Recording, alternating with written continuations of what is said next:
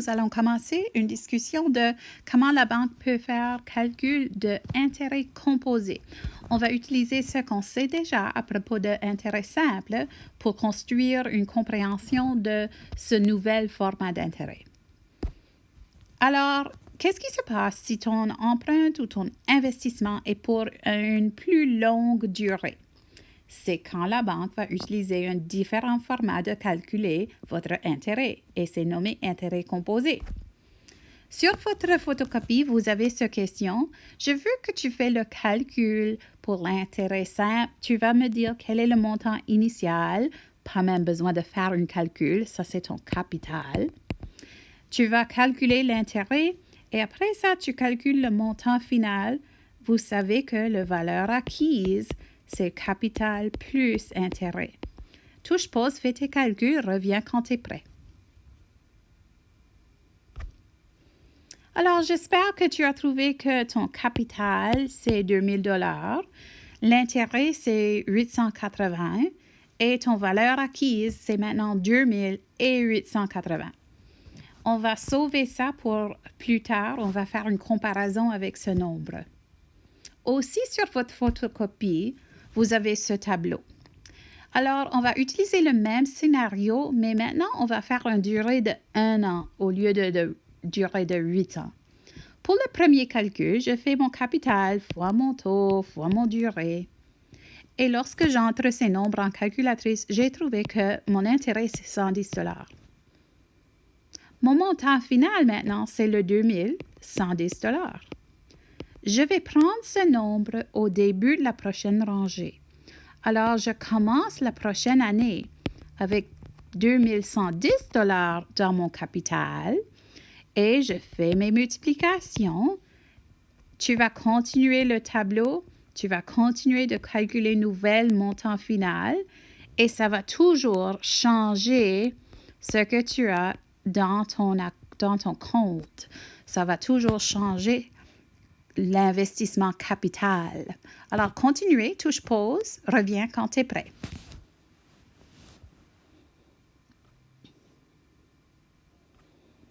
Alors, j'espère que tu as trouvé à la fin que vous avez gagné 3069 $ et 37 cents. Si tu compares à le 2880 qu'on avait dans l'autre question, c'est évident que lorsqu'on fait composer ou calculer notre intérêt à chaque période et on ajoute cet intérêt dans notre capital avant de calculer la prochaine période, c'est composé et nous arrivons à un montant beaucoup plus large. Alors, l'intérêt composé, ça nous aide à faire grandir notre argent plus vite lorsque c'est un investissement. Mais de l'autre part, lorsqu'on a emprunté l'argent de la banque, ça va faire grandir le montant d'intérêt qu'il faudrait que tu payes la banque à la fin. Continuons. Alors, l'intérêt composé, si tu veux une définition, c'est quand l'intérêt est ajouté sur le capital et continue à s'ajouter sur le capital à mesure que le temps avance. L'addition de l'intérêt sur le capital, c'est nommé composé. Ça, c'est pourquoi on dit que c'est l'intérêt composé. Ce qui est différent entre intérêt simple et intérêt composé, intérêt simple, c'est un calcul pour un court terme. L'intérêt ne s'accumule pas. On fait seulement le calcul une fois à la fin de la période, à la fin de la durée. Et votre formule, c'était très simple. Avec intérêt composé, c'est pour une durée plus longue. L'intérêt s'accumule et on met ça dans notre capital et la formule est beaucoup plus compliquée. Mais on va pratiquer beaucoup avec cette formule et tu seras un expert à la fin. Alors, compound interest basically means the interest is applied to the money that's currently in the account at all times. Before the next interest gets calculated, you've got a higher amount in your account. Voici la formule. Tu n'as pas besoin d'avoir peur. Vous savez déjà que A, c'est la valeur acquise. Vous savez déjà que C, c'est le capital. Tu sais déjà que T, c'est le taux, mais on fait en format décimal. Tu sais déjà que durée, c'est D. La seule chose que tu ne sais pas, c'est qu'est-ce que ça veut dire le N. Et peut-être ça te fait peur un peu qu'on a un exposant qui utilise le N et le durée ensemble. Alors, on va faire une petite étape à la fois. En premier, lorsque vous avez un exposant qui n'est pas x carré, parfois tu vas avoir un exposant qui est x cube ou parfois tu vas avoir un exposant qui est x 6 fois 2, alors x à la 12e. Tu faudrait faire programmer ton calculatrice pour comprendre ce nouvel exposant.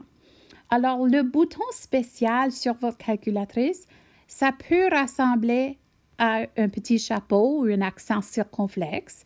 Ça, c'est ton bouton programmable de l'exposant.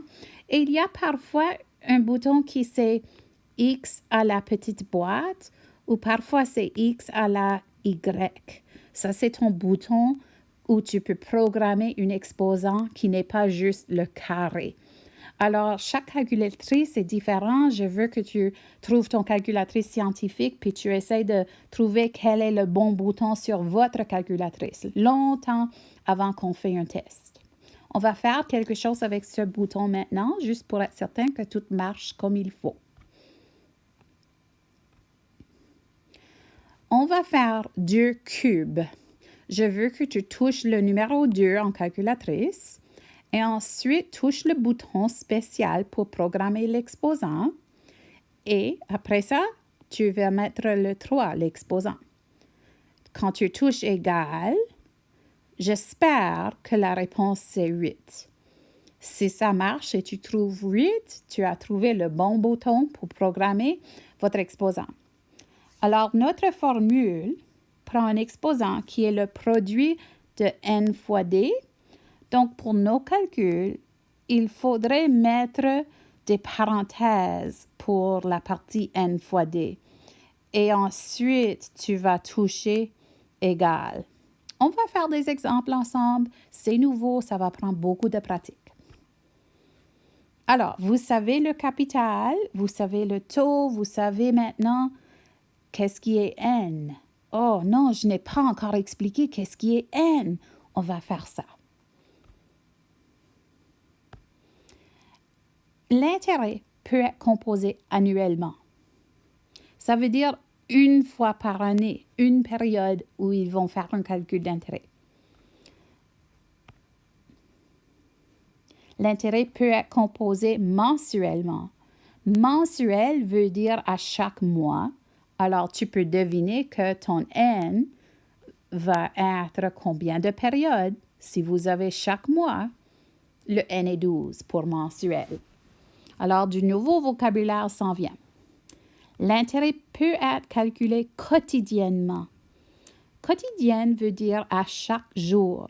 Par exemple, il y a le journal Times Transcript. C'est un journal quotidien. Si c'est à chaque jour, tu peux deviner quel est le nombre pour ton N. Ça veut dire on va calculer l'intérêt à chaque jour. Aussi, on peut calculer l'intérêt semestriellement. Vous avez l'école en 2 semestres. Alors, semestriellement veut dire que le N, c'est 2. 2 fois par année, on va calculer l'intérêt. Trimestriel, un trimestre, c'est 3 mois. Alors, combien de groupes comme ça seront dans toute une année? 4. Lorsqu'on fait le calcul trimestriellement, il y a 4 périodes parce qu'on fait des groupes de 3 mois. Ça, c'est pourquoi le tri dans trimestre. Alors, vous composez maintenant votre intérêt pas juste une fois à la fin de votre durée. Vous composez l'intérêt peut-être une fois chaque mois, peut-être une fois chaque 6 mois.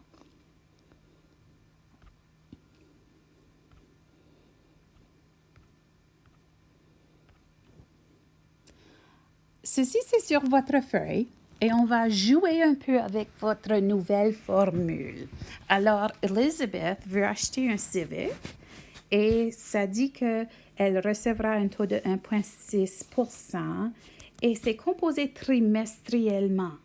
Lorsque je vois un de ces nouveaux mots qui est très grand, pense immédiatement à quelle est ton valeur de N. Trimestriel, c'est 4 périodes dans l'année. Et elle va faire pour une durée de 6 ans. On veut savoir combien qu'elle paye en intérêt et combien elle paye en total. On va faire l'exemple ensemble. Premièrement, combien était le capital? Combien était le taux? Quel est le N pour trimestriel? Quelle est la durée? Avec cette information, on peut commencer un calcul. Alors, j'ai fait mon liste de les choses données à la marge de ma page. Et après ça, j'ai écrit chaque nombre à sa bonne place dans mon équation et n'oublie pas que tu as besoin de les parenthèses à la même place que tu as vu dans l'équation. La chose que je fais en premier, c'est ce qui est en parenthèse ici. Alors, j'ai fait ce calcul, j'ai trouvé 0,004. Ce que je fais après ça, c'est que je m'excuse.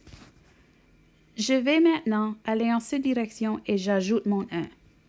Ça, c'est pourquoi j'ai 1,004.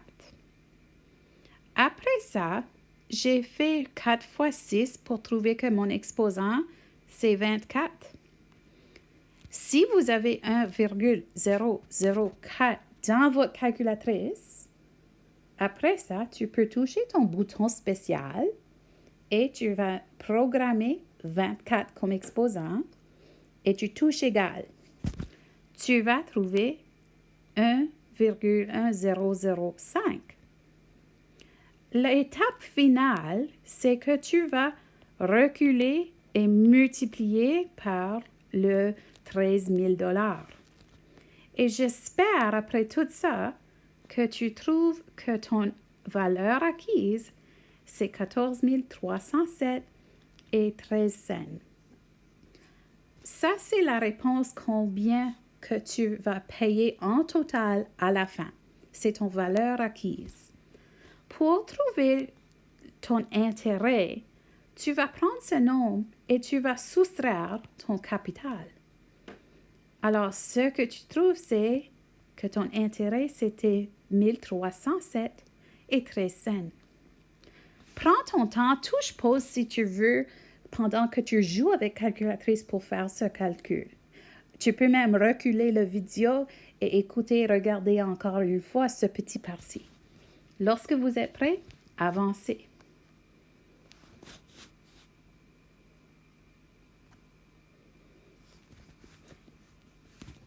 La prochaine exemple, c'est dans votre petit, les carreaux, je pense, sur votre page.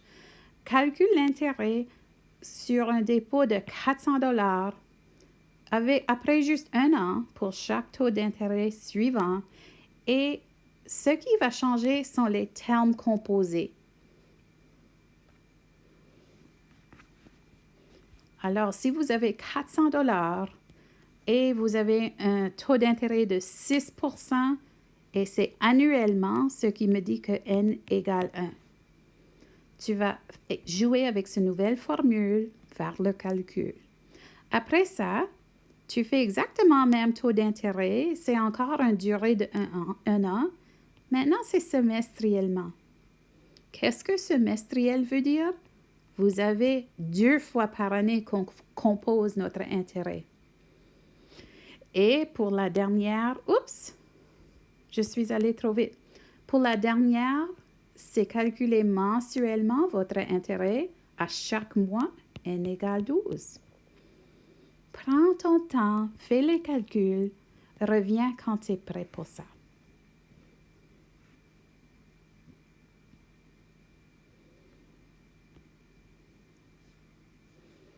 Alors, voici ma corrigée pour exemple 2.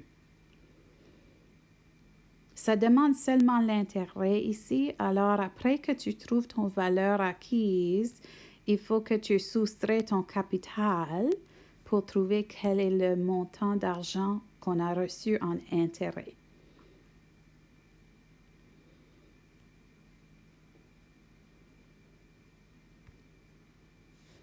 Faisons quelques exemples ensemble.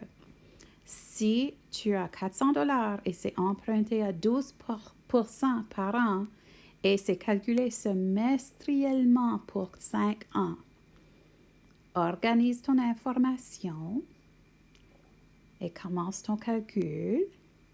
Touche pause, reviens quand tu es prêt.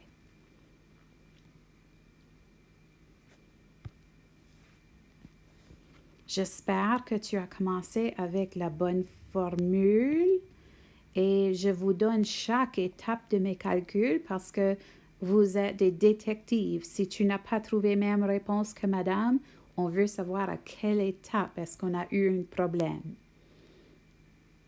Alors, j'ai fait en premier ce petit calcul. Ensuite, j'ai ajouté le 1 pour arriver ici. La seule chose que j'ai fait différent pour la prochaine, c'est que maintenant j'ai fait programmer mon exposant et j'ai trouvé cette réponse. Mon étape finale, c'est de multiplier fois le capital. Maintenant, je n'ai pas demandé quel est l'intérêt, alors tu peux supposer, si ce n'est pas demandé très clairement, que je veux juste la valeur acquise. On va essayer une autre. Maintenant, on a l'intérêt composé mensuellement.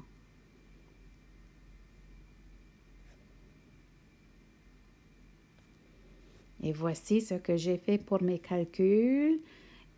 Lorsque je fais chaque étape, je laisse tous les nombres sur mon calculatrice. Alors ça, c'est pourquoi j'ai fait point, point, point, parce que ça continue avec beaucoup de chiffres.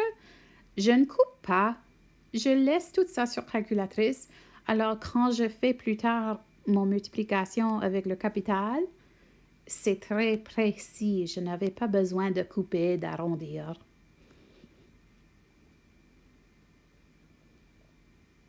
On va faire encore une autre.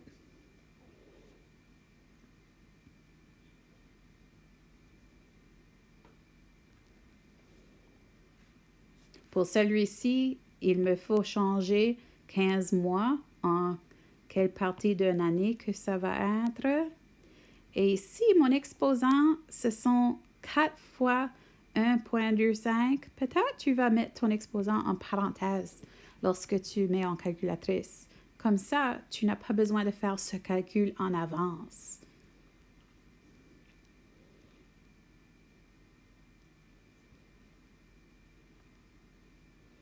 Notre dernier exemple, c'est complètement nouveau.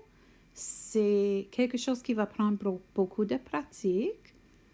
Ne soyez pas frustrés par ça. Soyez comme une détective qui veut savoir où sont mes erreurs parce que si vous savez, tu peux le corriger et faire mieux avec ta prochaine.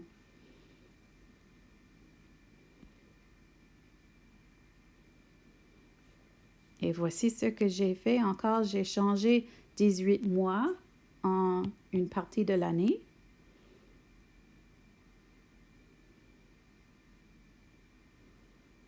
Voici étape 1.